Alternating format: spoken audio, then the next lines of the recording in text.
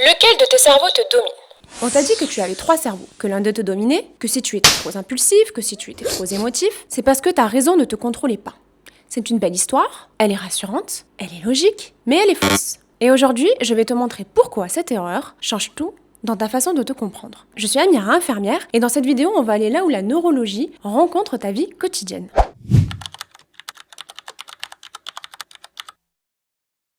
Dans les années 60, le neurologue Paul MacLean propose une théorie qui va conquérir le monde. Il appelle ça le cerveau triunique. C'est 3 cerveaux en un. Le premier, le cerveau reptilien. C'est tout ce qui correspond au tronc cérébral, au cervelet, mais aussi à tes fonctions vitales comme respirer, digérer, survivre. Enfin, il est là depuis les reptiles.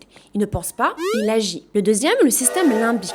Lui correspond à toutes tes émotions, tes attachements, ta peur, ta joie, ton amour. Il est apparu avec les mammifères. Le troisième, le néocortex. Lui est propre à l'humain selon Paul MacLean. Il correspond à ta raison, ta conscience, ton langage. Et la théorie dit que ces 3 cerveaux sont souvent en conflit l'un avec l'autre. C'est pour ça que tu sais que tu ne devrais pas manger ce gâteau et que tu le manges quand même. C'est pour ça qu'on t'a dit, contrôle tes pensées, ne laisse pas tes émotions prendre le dessus, sois un peu rationnel. Cette théorie est entrée dans la psychologie populaire, le développement personnel, les formations en entreprise et même les livres de coaching. Elle est partout. Et elle a un problème majeur, c'est qu'elle est anatomiquement incorrecte. Mais on y revient.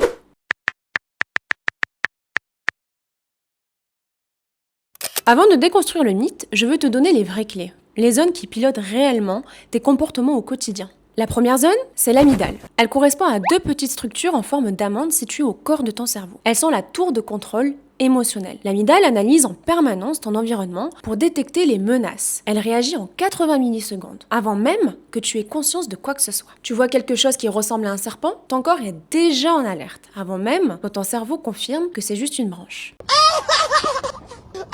C'est elle qui déclenche le stress, la peur, la colère et voire même l'attachement. Elle ne distingue pas le danger réel du danger imaginé. Un email de ton patron, une situation sociale anxiogène. Pour l'amygdale, c'est la même chose qu'un prédateur. La deuxième zone, c'est l'hippocampe. Il est directement connecté à l'amygdale et c'est ton archiviste émotionnel. Il ne stocke pas juste les souvenirs, il les stocke avec leur contexte émotionnel. C'est pour ça qu'une odeur peut te ramener 20 ans en arrière en une fraction de seconde. C'est pour ça aussi que certains de tes souvenirs te font encore mal aujourd'hui. L'hippocampe et l'amygdale travaillent ensemble pour te faire éviter ce qui t'a déjà blessé. C'est un système de survie. Mais parfois, il te maintient prisonnier de ton passé. La troisième zone, le cortex préfrontal. Situé juste derrière ton front, c'est ta zone de régulation. Autrement dit, ton filtre, ton frein. Il évalue, il planifie, il inhibe les émotions, il prend des décisions complexes. Quand tu te retiens de dire quelque chose que tu regretterais, c'est lui. Quand tu résistes à une impulsion, c'est lui. Mais voilà ce qui est crucial. Il est lent. Il arrive après l'amygdale. Et sous stress, il se déconnecte. C'est pour ça que tu dis quelque chose que tu regrettes quand tu es énervé. Ce n'est pas un manque de volonté, c'est de la neurologie. Quatrième zone, l'insula. Moins connue, mais tout aussi fascinante. Elle connecte tes sensations corporelles à tes émotions. C'est elle qui te fait sentir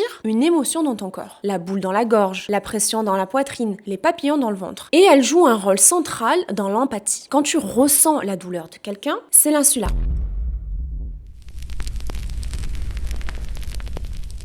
Je vais te parler de quelqu'un, un jeune homme que j'ai rencontré dans ma pratique. Selon ses proches, c'était quelqu'un de calme, de souriant, de posé. Quelqu'un que rien dans son comportement pouvait laisser présager ce qui allait se passer. Il développe un glioblastome, la tumeur cérébrale la plus agressive, parce qu'elle progresse très vite. Elle envahit les tissus aussi autour d'elle. Et progressivement, ce jeune homme développe une pyromanie, une compulsion à allumer des feux, que lui-même ne comprend pas et qu'il ne contrôle pas. Son entourage est perdu, lui-même est perdu. Mais quand on regarde où la tumeur s'est développée, elle comprimait progressivement son cortex préfrontal. Tu te souviens de ce que je viens de dire? Le cortex préfrontal, le frein, le filtre, la régulation. Sans lui, l'impulsion passe sans contrôle. Le je ne devrais pas disparaît. Il ne reste que le je veux. Ce jeune homme n'était pas devenu quelqu'un d'autre dans son âme, sa tumeur avait éteint son frein neurologique. Ce cas est assez marquant parce qu'il illustre quelque chose que les livres n'enseignent pas vraiment. À vrai dire, nos comportements ne sont pas que de la morale ou de la volonté. Ils ont une adresse précise dans le cerveau. Et quand cette adresse est compromise, tout peut changer. Le glioblastome, c'est un exemple parmi tant d'autres. Un accident de voiture, une chute, une rupture d'anévrisme, un choc. Le cerveau peut être atteint de dizaines de façons différentes. Et à chaque fois, c'est la même question qui se pose. Pourquoi il a changé? Pourquoi j'ai changé? J'espère que vous n'en aurez jamais besoin, mais si un jour un de vos proches est victime d'un AVC, d'un traumatisme crânien, d'une tumeur cérébrale et que vous ne le reconnaissez plus, essayez de garder ça en tête. Il ne le fait pas exprès, c'est la lésion, pas lui. Donc dans ces contextes-là, le mieux est de structurer son environnement, d'éviter les situations à risque, de créer des routines stables, de au maximum proposer des choix simples et surtout, ne négligez pas les sentiments qu'il a pour vous. Car ce qui est atteint, c'est l'expression, pas l'amour. Et surtout, prenez soin de vous parce qu'un aidant épuisé ne peut plus aider personne. Ça, je vous le promets.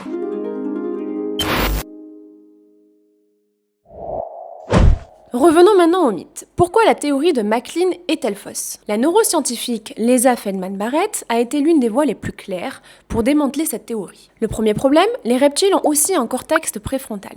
Pas identique au nôtre, mais l'idée d'un cerveau reptilien primitif, séparé de notre raison, est une fiction. Deuxième problème, le système limbique tel que MacLean le décrit n'existe pas comme une unité séparée. Ces structures sont intégrées dans l'ensemble du cerveau. Troisième problème, le plus important d'ailleurs, l'idée que l'émotion et la raison sont en guerre, l'un contre l'autre, est neurologiquement fausse. Et c'est là qu'entre Antonio Damasio. Damasio est un neuroscientifique qui a étudié des patients avec des lésions du cortex préfrontal. Ces patients avaient perdu leur capacité émotionnelle. Ils pouvaient analyser une situation, la lister, et lister les pour et les contre, raisonner parfaitement, mais ils étaient incapables de prendre une décision, même simple. Parce que sans émotion, rien n'a de valeur. Rien ne penche dans un sens plutôt qu'un autre. Damasio appelle ça l'hypothèse des marqueurs somatiques. Tes émotions marquent tes expériences passées. Elles t'orientent vers ce qui était bon, elles t'éloignent de ce qui était dangereux. Sans elles, tu es paralysé. La conclusion est telle que l'émotion n'est pas l'ennemi de la raison, elle en est le moteur. Et Barrett va encore plus loin. Elle dit que les émotions ne sont pas des réactions automatiques câblées. Elles sont construites par ton cerveau en temps réel, basées a posteriori, comme dirait Kant, sur des expériences passées et le contexte présent. Deux personnes dans la même situation ne construisent pas la même émotion. Ce qui veut dire que tes émotions sont plus flexibles que tu ne le crois. Et ça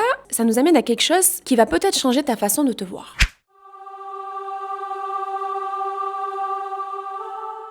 Ton cerveau ne réagit pas au monde, il le prédit, ce qu'on appelle le cerveau prédictif. En permanence, avant même que tu aies conscience d'une situation, ton cerveau fait une prédiction basée sur tout ce qu'il a vécu. Il anticipe la douleur, il anticipe le danger, il anticipe le rejet, il anticipe même la joie. Il prépare ton corps en conséquence. Tes automatismes ne sont pas des failles. Autre chose, tes peurs ne sont pas des faiblesses. Tes réactions ne sont pas qui tu es vraiment. Ce sont des prédictions répétées, des schémas que ton cerveau a appris à anticiper. Et des prédictions, ça se programme. C'est d'ailleurs exactement ce dont on a parlé dans la vidéo précédente sur la neuroplasticité, que je t'invite d'ores et déjà à aller voir si tu ne l'as pas vue. Un fait fascinant avant de te laisser. Ton cerveau représente 2% de ton poids corporel. Il consomme 20% de ton énergie totale. Il génère environ 70 000 pensées par jour, dont la majorité sont les mêmes que la veille. Et chaque nuit, pendant que tu dors, il refait des connexions de qui tu es en train de devenir. Alors la vraie question n'est pas lequel de tes cerveaux te domine, c'est plutôt qu'est-ce que tu donnes à ton cerveau pour qu'il construise la meilleure version de toi. Si cette vidéo t'a appris quelque chose, partage-la à quelqu'un qui croit encore à la théorie des 3 cerveaux. On se retrouve dans la prochaine vidéo pour te parler de pourquoi tu copies sans t'en rendre compte. En attendant, prends soin de toi et prends soin de ton cerveau.